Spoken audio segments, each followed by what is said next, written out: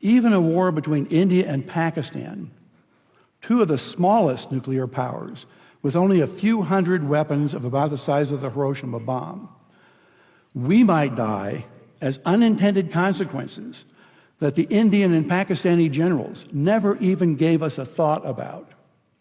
My colleagues, Luke Oman and Alan Roebuck, calculated the spread of smoke after a war between India and Pakistan.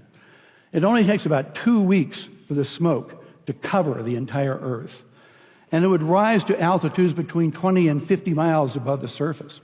At those altitudes, it never rains. The smoke would stay there for years. This farmer may be in Europe or in the United States, but many thousands of miles from Pakistan and India, is looking at the smoky sky above him and down at the crops that have died in his field from lack of light and cold temperatures.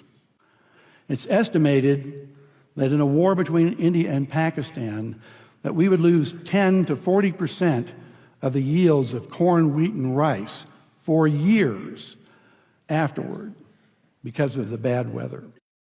The entire world only has enough food to feed the population for 60 days unless agriculture produces more food.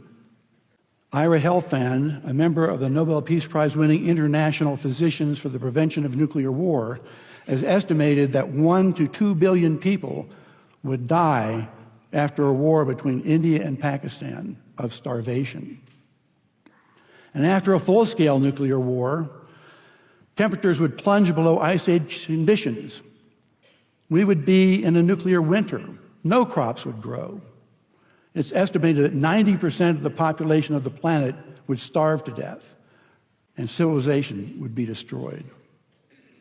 And no one would be safe.